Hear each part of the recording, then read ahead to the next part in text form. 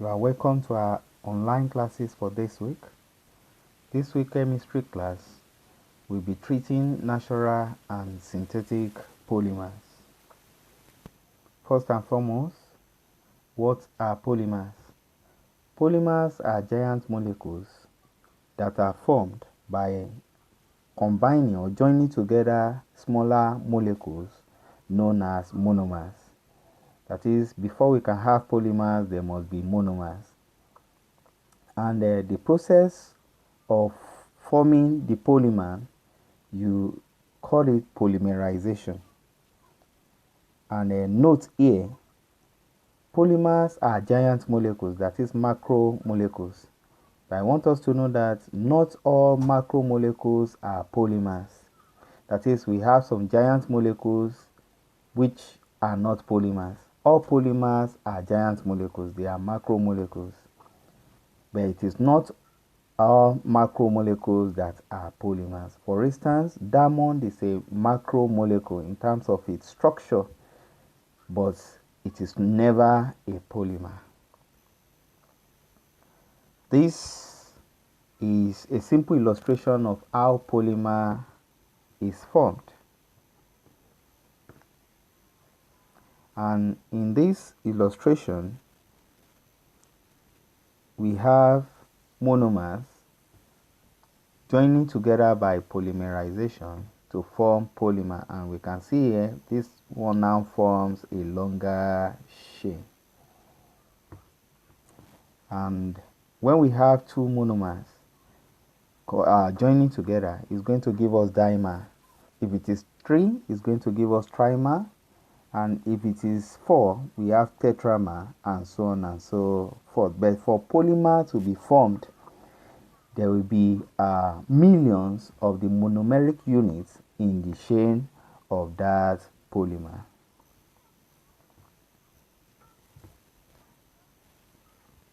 Polymers can be divided into two. We have the addition polymers and we have the condensation polymers based on the method of production, that is the process involved or the reaction involved in the production of the polymers. Talking about addition polymers, they are polymers formed by direct reaction of 2 or more identical monomers without the elimination of any smaller molecules. That is, in this case, there is direct combination of 2 or more monomers together to give us the addition polymers. And in that process, smaller molecules are not produced. That is, this one does not result in the liberation of smaller molecules like water, ammonia, methanol, etc., which is in the case of condensation polymers. All these smaller molecules are usually liberated. Then monomers for addition polymers are very simple. That is, the monomeric units are simple unsaturated molecules, and such as the ethene family, that is alkenes, probably alkenes. Here now, based on what we have here, we have the ethene, in which is having X as one of the substituents. Our X can be H, and in that case we have ethene. If it is R, it can be propene, it can be butene, and so on and so forth. Then if it is Cl, we have the vinyl chloride, and if it is Cn, that is the cyanide, and so on and so forth. And if it is a ring, a benzene ring, it becomes another compound. They are formed by chain growth process. That is, addition polymers are usually formed by chain growth process. That is, we have a chain initiator that will produce what we know as radicals. The radicals will continue to combine together to give us a long chain, a linear chain, which can contain millions of the monomeric units. So they are formed by chain growth process involving reactive species like radicals, such as in free radicals, polymerization of ethene and propene, which is given in the next slide. So this is the slide, and in this case we have the monomer to be ethene. The initiator of this chain is oxygen. That is, we can have O double bond O. At the end of the day, this one will generate free radicals, which can be in form of O dots, then O dots. So these radicals can combine with the ethene to give us another free radicals. So as a result, the radicals will be combining to generate another radical, and the result will be a long chain polymer known as polyethene, which will contain several ethene monomeric units. That is, it's going to contain ethene structure in multi-units. So that is what we have here, which is polyethene. Then for the polypropene, this is propene. Here we have propene. The initiator is still oxygen, and in the presence of heat and high pressure. The same thing here, we are using heat and we are using a high pressure. So at the end of it all, we have the polypropylene being formed.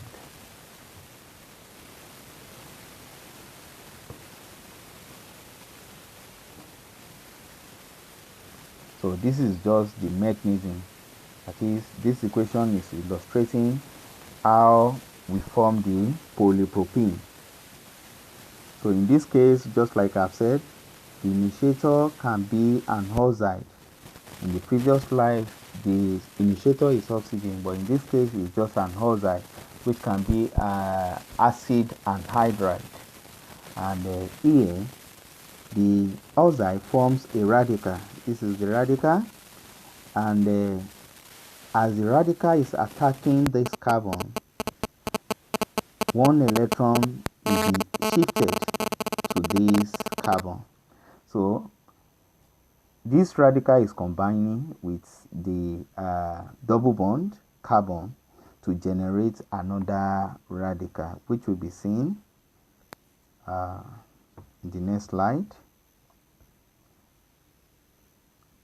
So this is it. At the end of it all, new radical is generated, and that one can be seen here.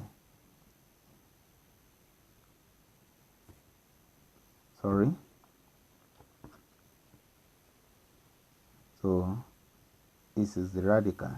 You have the radical here, and this radical will combine with another molecules of ethene to give us another forms of chain. The process will continue like that until we have the required chains, and then the equation can be terminated. So in this process, you can divide it into three. We have the initiation, the propagation, and the termination. Chain initiation, chain propagation, and chain termination. So these are examples of addition polymers with their monomers. You can see here for ethene as a monomer. Ethene as a monomer, its polymer is polyethene. And for vinyl chloride, that is the second one there, the polymer is polyvinyl chloride. For styrene is polystyrene, and for acrylonitrile is Olan or acrylan as the polymer. For propene, we have polypropylene. Sorry, what we have here is propylene, then we have polypropylene. Then for methacrylates, we have the plexiglass, which can also be called the lucites. And for tetrafluoroethene, we have the Teflon or polytetrafluoroethene, that is PTFE. Other examples are elastomer.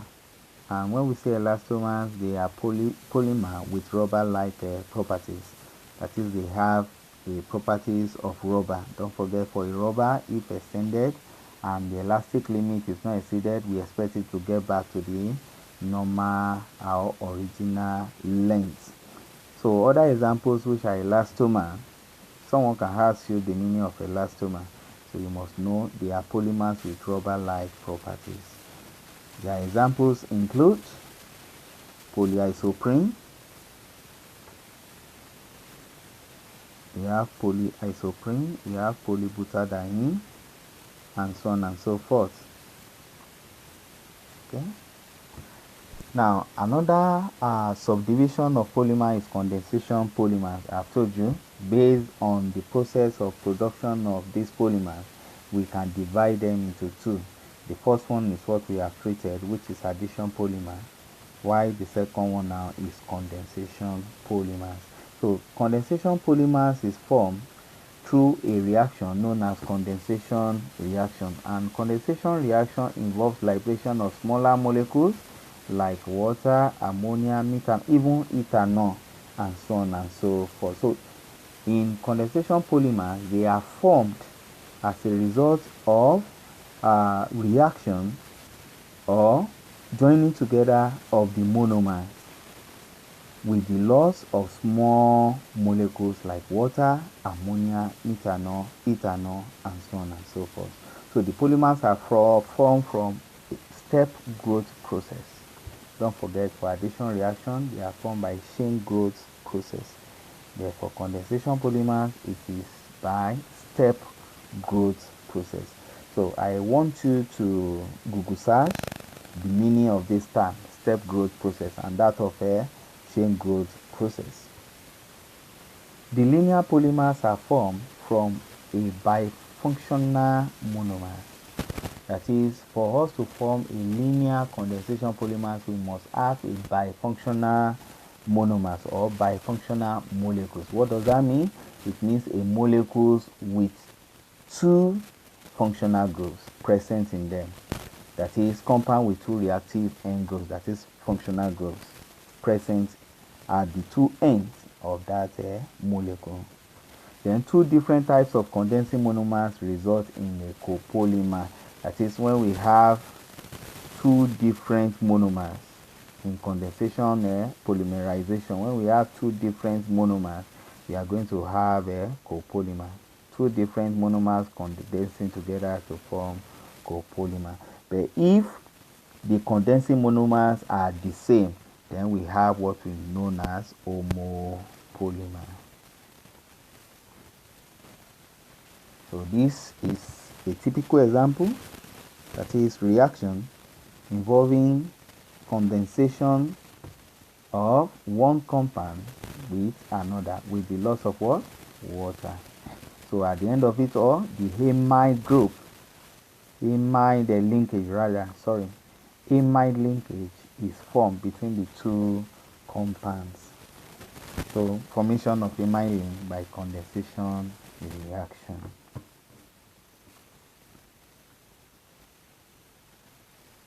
Examples of condensation polymers are cellulose.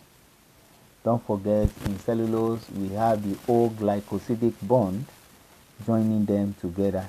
So you have the monomers coming together to join by with the loss of water molecule to give us the O-glycosidic bond. Then polypeptide chains of proteins, which contains the amide linkage, and polybutyrhydroxybutyric acid, which is being synthesized. That is a compound synthesized by certain soil and water bacteria. So they are all examples of what? Condensation polymers. Other examples are given in the next slide. So these are other examples of condensation polymers. Example, we have polyester, and for that polyester we have the two compounds here, which is 1 and 6. 1,6-hexanoic acid is a dicarboxylic acid. Don't forget, we said for straight chain condensation polymers, they are formed by bifunctional molecules. So when you look at this acid, it is a bifunctional molecule with COH here in one end and COOH at the other end. Then this one is combining together with ethylene glycol, that is 1,2 ethane 1,2-diol rather, sorry. Then for another polyester known as dacron or Miller, it has the two monomers as given by the table. We have the that is a 1,4-dicarboxylic acid, that is phenyl dicarboxylic acid, joining together with 1,2 or let me say ethane 1,2-diol. Then another polyester, this is another polyester. Then we can still have polycarbonates, which is also known as Lezan. We have the polyamide like nylon 6,6, nylon 6,12, and so on and so forth. And we have another polyamide, which is Kevlar, then Numex. All these are examples of condensation polymers. Properties of condensation polymers. 1. They are formed more slowly than addition polymers. For addition polymers, don't forget it involves radicals, and radicals, they easily combine, they easily react to give the product. But for condensation polymers, at times we may have to apply heat for the reaction to proceed. So it takes more time than that of addition polymerization. Then they often require heat for their formation, which I have discussed earlier. They are generally lower in molecular weight when compared to that of addition polymers. The condensation polymers, they are lower in molecular weight. Then the terminal functional groups on a chain remain active throughout the formation of that chain. The terminal functional groups, that is, the functional groups are both ends of the compound, remain active throughout, so that groups of shorter chains combine into longer chains in the late stages of polymerization. Then the presence of polar functional groups on the chain often enhances chain-chain attraction. That is, we can have one chain moving like this, while the second chain moving like this. And due to the presence of polar group in each of these chains, then you can have a kind of a bond forming between them, which can be hydrogen bond or any other types of a bond. So which will make one chain to bond with the second chain, and this one enhance crystallinity and tensile strength of this kind of polymers.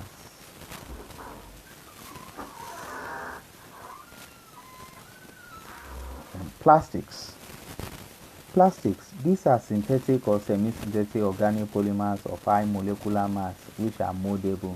That is, we can mold them into shapes.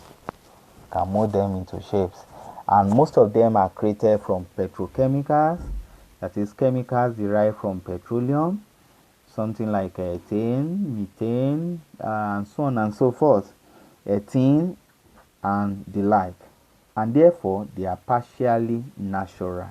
That is, they are not totally natural. They are just partially natural, as most of them are prepared from petrochemicals. Then plastics with pure natural character. We have some plastics that possess pure natural character, and those plastics, we call them bioplastics. Don't forget, someone can ask you, plastics with natural character are known as dash, so you must know is bioplastics, and are prepared from renewable plant material. That is, they are prepared from renewable plant material.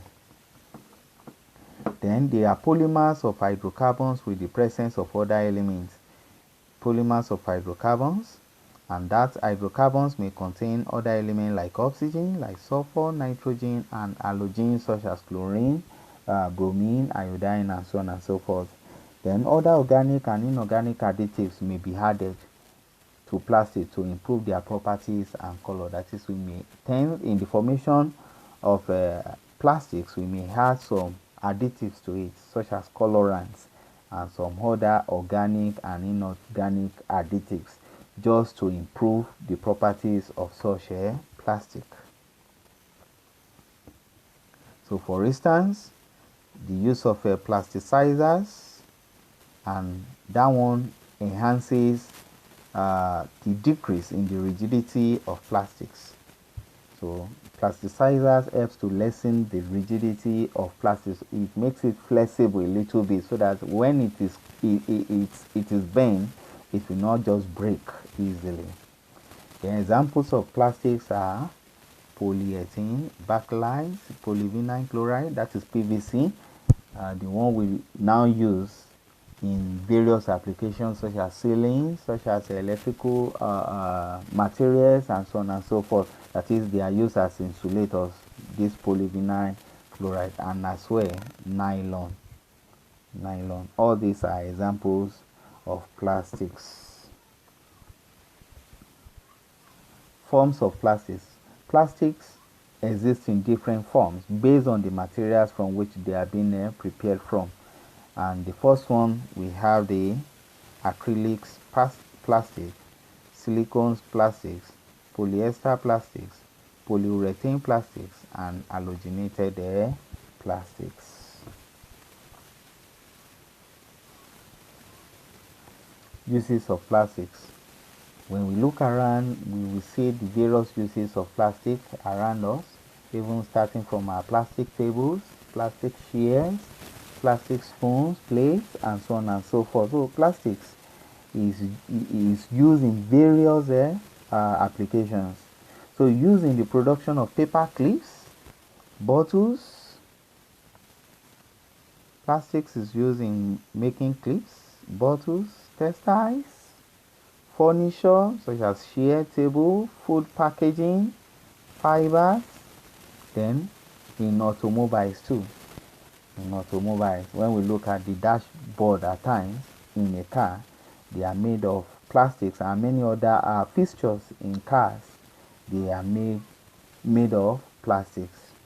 Then used as replacement for wood. It's now used as replacement for wood, for glass, for metal, for ceramics, for leather, for paper, etc. in many applications. That is, many applications now involve the use of plastics, which initially they involve the use of materials like wood, like glass, like metal, ceramics, leather, paper, and so on and so forth. So plastics is taking the place of many of these materials in the industry.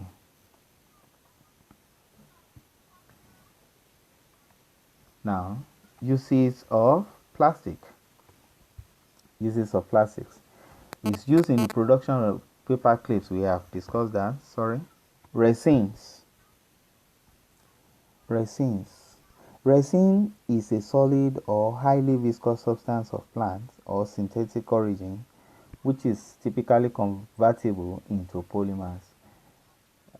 When you try to cut the barks of some plants, they will produce a form of a fluid, which is known as resins. This one is different from latex. Don't forget, latex is obtained from where? From rubber. That is a rubber trace. Resin is different. This one will easily solidify, and they can be converted into what? Into polymers or into materials. Plant resins, these are sticky sap. As we have natural resin from plants, we also have synthetic resin. So for plant resins, they are sticky sap that exudes from trees when they are cut or injured, just like I've discussed. Then resins offer protective benefits to plants in response to injury. That is, when you cut such plants, resins will be produced, and this one will solidify in order to protect the plant from losing excess fluid or excess water. Then resin also protect trees from insects. Some of them give an offensive odor or smell to insects, parasites, and other pathogens, and this helps to protect the trees because those insects, parasites, and pathogens won't like to touch such trees. So these are the pictures of what I'm trying to explain. Now note, sap, latex, or mucilage are not resins. Both sap, latex, and mucilage, they are fluid obtained from plants, but they are not resins. So note that. Examples of plant resins are given in this slide. So try to check through. For instance, we have amber as one of the plant resins, balm of Gilead, balsam, and so on and so forth. Synthetic resins. I've said it earlier that we have plant resins as well. We have the synthetic resins which are produced as a result of combination of petrochemicals. So these are industrially produced resins, typically viscous substances that are converted into rigid polymers by the process known as curing. So they are viscous substances in just to make them similar to that obtained from plants. But in this case, we make them solidify. For that of plant, they will solidify themselves without any external factors being or external agent being applied to them. But for this one, they are viscous substances. So if we need to make them rigid, then they will be subjected to a process known as curing. And presence of reactive end groups make it possible for resins to undergo curing. That is, resins obtained in this case, they possess what we know as reactive end groups. They possess reactive end groups which make them undergo what we know as curing. So some synthetic resins have properties similar to natural plant resins, while many others do not. Examples of synthetic resin is vinyl ester resin. So vinyl ester resin is a typical example of synthetic resin. Types of synthetic resin. The first one we'll be considering is epoxy resin. So it is formed by polymerization reactions. Epoxy resin is formed by polymerization reaction, and don't forget polymerization can be polyaddition or polycondensation. In other words, addition polymerization or condensation polymerization. So it is stronger than concrete. Most of them are stronger than concrete, seamless, and waterproof. Their uses: they are used as thermosets polymer for adhesives and composite. We are still going to talk on thermoset and thermoplastic in the next slides. So they are used as thermoset polymer for adhesives and composite, used for industrial flooring. That is, we can make use of them in flooring of industries. Then that is, they can replace tiles that we commonly use at home. Then epoxy and polyurethane are used in interiors in Western Europe. That is, they are used in interiors decoration in Western Europe. Another one is synthetic casting resin. Synthetic casting resin. So this is methacrylate liquid, which is made to set, that is made to solidify by hardening and mixing by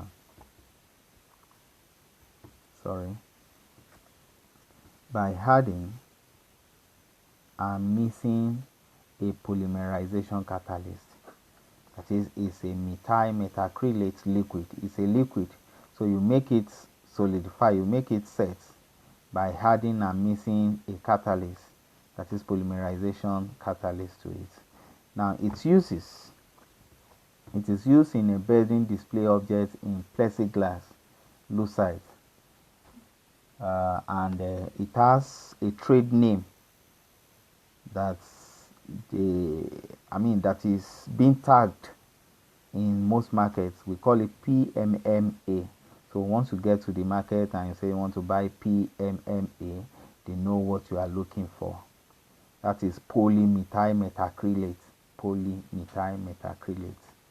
So the polymerization produces a block of polymethyl methacrylate plastic, and we call it acrylic glass, which will hold the display object in transparent block. So I will like you to read more on this resin, synthetic casing resin, because it has a unique application in the industry.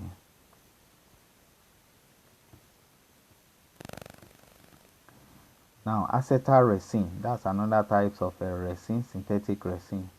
It has a simple chain structure with the repeating unit form of a CH2O. This is the repeating unit. That is, in it seems as if what is being repeated is CH2O. Then it is used to make parts that have a high stiffness, low friction with high dimensional stability. So if you want to construct parts, instead of using metals, you can use this acetal resin. It can be used to construct parts with high stiffness, then with low what? Friction. Don't forget, if you are using metals in some parts with high stiffness, it will be with high friction. So in order to reduce the friction, in this case, you don't use metal, you use the acetal resin. Then it's used in automotive and consumer electronic industries. Then we also have the ion exchange resin. Ion exchange resin, which is used in purification of water, or removal of hardness of what? Water. So its uses is used in water purification and catalysis of organic reactions. It has its pharmaceutical importance as bile acid sequestrants, then as hypolipidemic agents to lower cholesterol. So all these are the uses of ion exchange resin.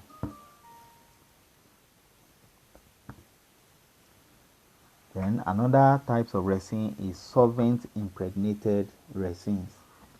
It is a porous resin particles with extra liquid accumulating in the porous matrix. That is, in this kind of polymer, we have some porous within the matrix of that polymer, and what is present in all these holes is water or extra liquid substance, which will enhance the strength of this kind of resin. So the extractant enhances the capacity of the resin particles. The extractants are the liquid present in the porous matrix of that resin. Now, uses: it is used to recover heavy metals like cadmium, vanadium, copper, and even chrome from probably water. That is, if you have water that is being contaminated with some poisonous metals like cadmium, vanadium, copper, and chrome, what you need to do to remove such substances is to add the solvent impregnated resin. So it is an important resin in biotechnology field. Now note, mostly used resin are those of unsaturated polyester resin. That is, the resins that are used mostly in the industry, they are unsaturated polyester resins.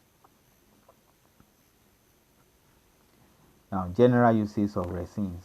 For plants, resins is used in the production of varnishes, adhesive, and food glazing agents, as raw materials for the synthesis of other organic compounds, serve as constituents of incense and perfumes, used as an adhesive for hafting stone tools, used for therapeutic purpose, Then a resin known as alepopine is used to add flavor to retsina.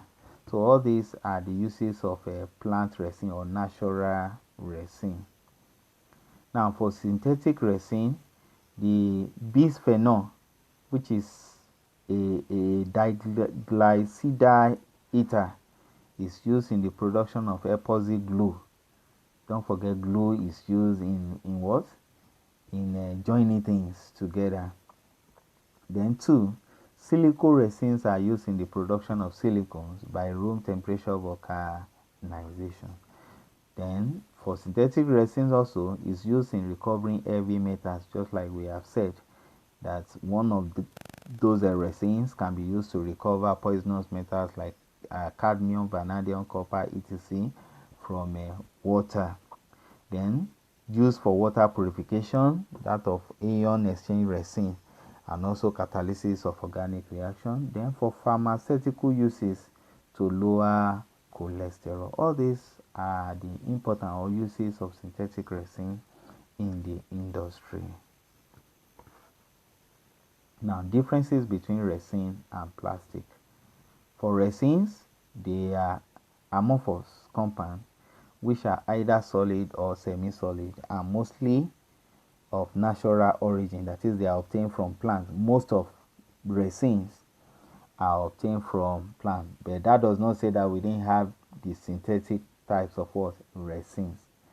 Then for plastic, plastic is a form of synthetic resin which is derived mainly from petrochemicals. So plastics is a synthetic resin obtained from petrochemicals. That is, they are obtained, they are synthesized from chemicals. Then another one, resin is less stable and always with impurities. It's less stable and it always comes with impurities. But for plastic, it is more stable and lack impurities. For resins, purely natural. We have said that most of them comes from plants. So it makes them non-toxic and remain environmentally friendly. But for plastics, it comes from chemicals. Most of these chemicals, they are cancer-causing agents. So they are not environmentally friendly. They degrade slowly and therefore constitute environmental pollution. Various additives in plastic have toxic nature. Then another difference between them is that resins are viscous and gluey substances, while for plastics they are hard and dense. They are hard and dense. Thermoplastic and thermoset compound. Thermoplastic and thermoset polymers.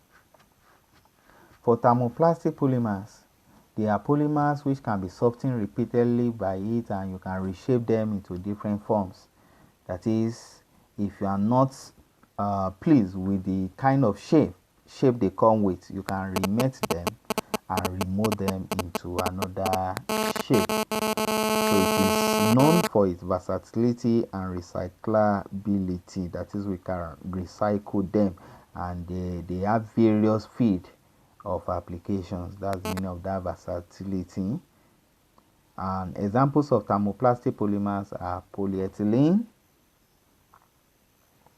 We have the polyethylene, polyvinyl chloride, PVC, nylon, polycarbonate, acetal copolymer, polyoxymethylene or methylene. Then we have acetal homopolymer, then polyoxymethylene, polypropylene, polystyrene, Teflon, etc. All these are examples of thermoplast polymers. Please note them. Note them. Someone can ask you to give examples of thermoplastic polymers. Applications of thermoplastics. Some thermoplastics like polyvinyl chloride and copolymer vinyl chloride, also polypropylene, and so on and so forth, are used as suitable substitute to steel pipes. That is, instead of using steel pipes, don't forget, most steel pipes, they are subjected to corrosion. So in order to prevent that, steel pipes are now being replaced by all these polymers, or let me call them thermoplastics. And why? The reason involve: one, they can withstand corrosive environment and materials than steel pipes. Then two, carry materials of extreme temperature, cold or hot. Then three, they can handle virtually any type of fluid transport applications. That is, you can use them to transport uh, almost all kind of fluid, and they will not corrode. That is, they will not react with those fluid.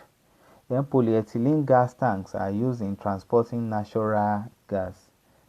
Polyethylene are also used in enclosing electrical equipment and in making electrical cables insulators. Then polyamides are used in the production of ropes and bed, and many other reasons like that, or let me say uses of thermoplastics, which make them to replace steel pipes in the industry. Advantages of thermoplastic: one, highly recyclable. We can recycle them. Extremely adhesive to metal. They can attach firmly to metal. Then they have high impact resistance. When you hit them, they don't easily break, they don't easily bend. Then reshaping capabilities: you can melt them and remold them to another shape. They are resistant to chemicals, that is, resistance to corrosion. There is aesthetically superior finishes, that is, when you use them in some applications, they give you a shiny surface.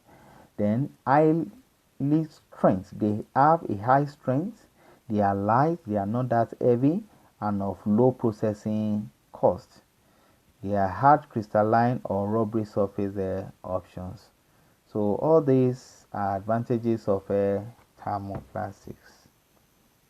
Disadvantages of thermoplastic: they are expensive than thermosets. Then if heated, it can melt, that is, it has low melting point. When you use them in applications that make use of high temperature, they can melt. Then thermoplastic can have poor resistance to organic solvents. Most solvents can dissolve them. So hydrocarbons and highly polar solvents. Some of them creep, that is, they get deformed when exposed to long-term stress loads. Then others, like the composite, can fracture under high stress conditions, that is, they can break under high stress conditions. Thermoset polymers. These are polymers that become set in their physical and chemical properties after an initial heat treatment. That is, when you heat them, they cannot be reshaped. They cannot be reshaped. They become set in both their physical and chemical properties once you heat them, and therefore they are no longer affected by additional exposure to heat. So once they are set, if you heat them to any form of temperature, they will not change. They won't change. That is, they will not melt, and hence they cannot be recycled.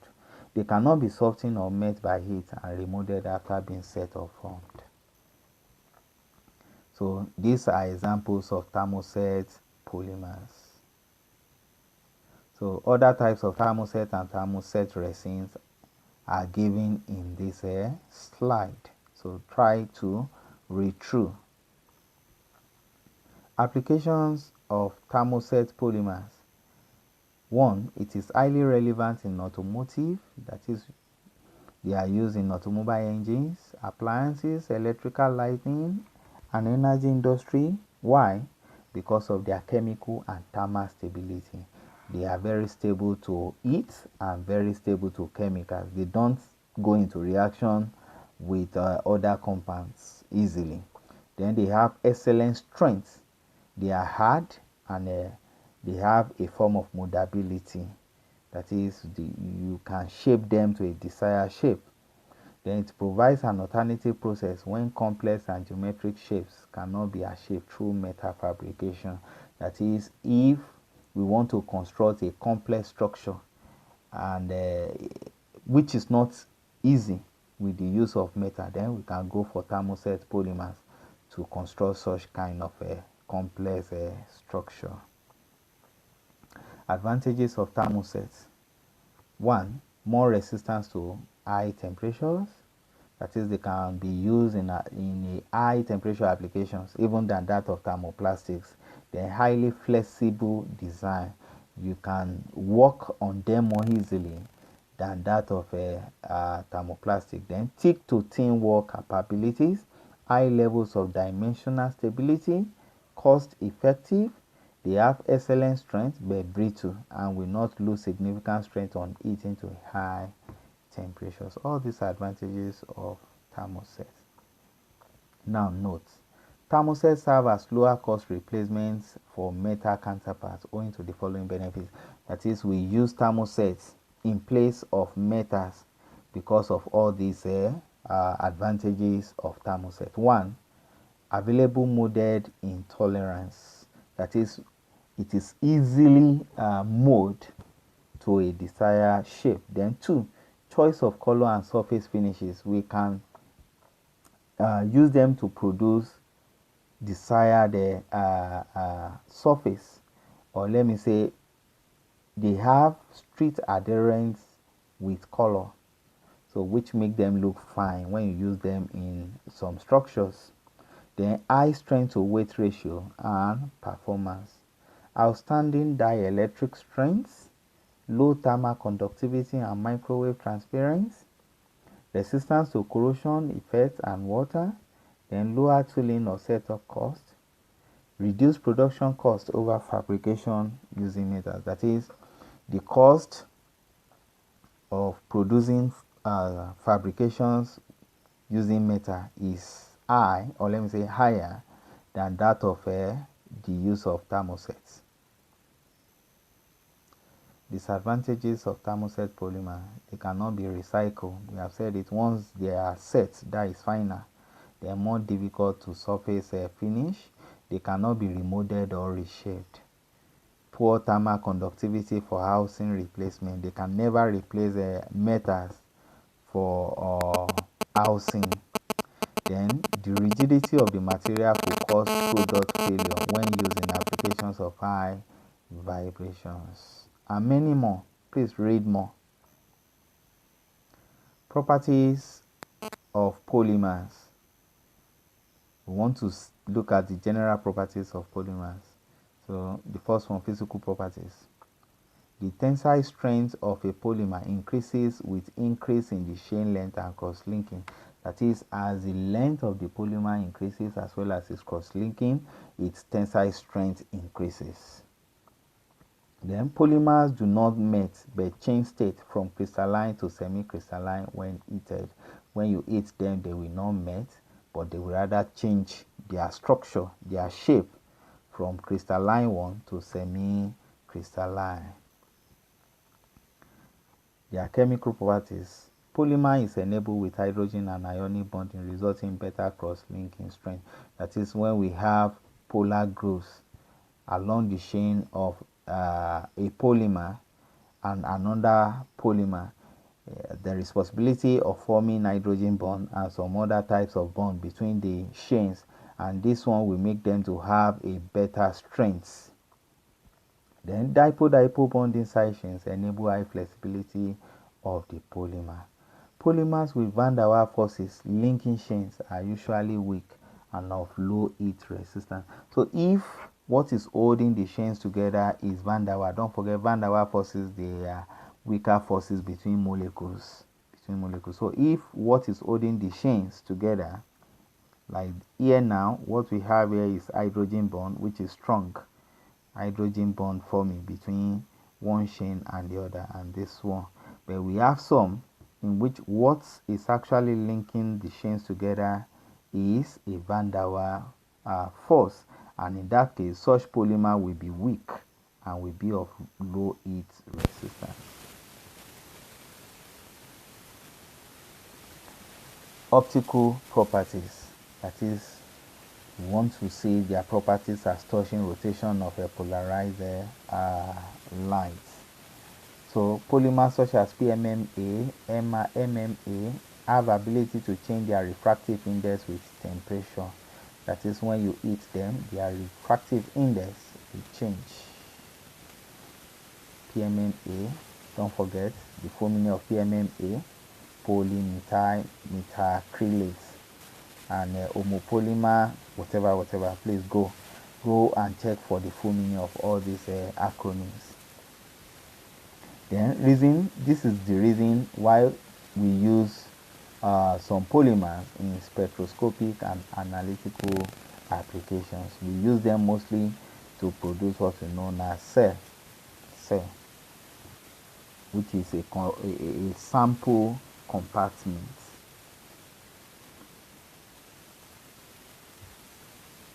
Natural rubber. Don't forget, natural rubber is obtained from where? From rubber tree as white sticky liquid, and it is a polymer of 2-methyl-butyl-1,3-diene, also known as isoprene. 2-methyl-butyl-1,3-diene. That is, we have one, 2, 3, 4, and here we have double bond, and single bond, and here carbon 2. We have the CH3. So this one is CH2, and here we have H, here we have H, that is CH2, and so on and so forth. And that is what we tag 2-methyl-butyl-1,3-diene, or also known as isoprene. CH2 double bond, CH, C, and we have CH3 here, double bond, CH2. So this is 2 on carbon 2, we have methyl, then carbon 1 and carbon 3 is having double bond. So that's why we have 2-methyl-butyl-1,3-diene, or isoprene. So this is the monomeric unit present in natural rubber. So this is what we have here from 2-methyl-1,3-diene to give the polymer natural rubber. Formation of rubber from 2-methyl-butyl-1,3-diene, which is also known as isoprene. Synthetic rubber. As we have natural rubber, we also have synthetic rubber. That is, there is a way we can manipulate some petrochemicals to give us a rubber-like material known as synthetic rubber. These are polymers produced from monomers like butyl-1,3-diene, which is a replicate of isoprene, then 2,3-dimethyl-butyl-1,3-diene. All these, they are just replicates of isoprene. An example of synthetic rubber include poly-2-chlorobutyl-1,3-diene, or neoprene. That's another name for it. Then styrene-butyl-diene rubber, SBR. Then thiocol, then polybutyl-1,3-diene, and poly-2-methylpropene. All these are examples of what? Synthetic rubber. Of all these, the most synthetic rubber is SBR, and it has various applications in the what? Industry. So it has application in vehicle tires, that is, we use it as vehicle tires, footwears production.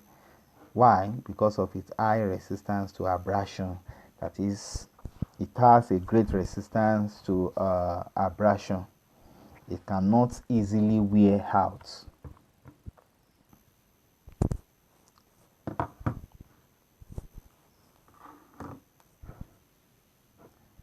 Vulcanization of rubber. Vulcanization of rubber. Vulcanization means, as in, is a process of increasing the strength of a natural rubber by allowing it to react with sulfur, and sulfur will cross-link. It will cross-link between the chains of this rubber to give them a high tensile strength. So a process of hardening soft rubber by heating them with sulfur is what we know as vulcanization. We tend to harden soft rubber using sulfur. So sulfur will cross-link, we form a cross-link. Don't forget we said when we have polymers that are well cross-linked, then its tensile strength will increase. So in this case, the soft rubber will now be hardened. So the sulfur atoms on heating with the soft rubber form strong cross-links. It's going to form strong cross-link which will hold the long rubber chains together, and that will increase its what? Its strength. It will increase its durability and what? Elasticity. Someone can ask you the importance of vulcanization of rubber. One, to increase the strength of that rubber, to increase its durability, and also to enhance its high elasticity over a wide range of what? Temperature. An example is in the vulcanization of SBR, which is given in the next slide. So this is it here. This is it. And in this case, we have the SBR being heated with 3% by mass of sulfur. So at the end of it all, we have sulfur cross-linking the chains together. This is sulfur cross-linking the two polymer to make it more hardened. Then that is one. Its durability will increase as well as its strength, and also its elasticity, that is its elastic properties will also increase. Thank you.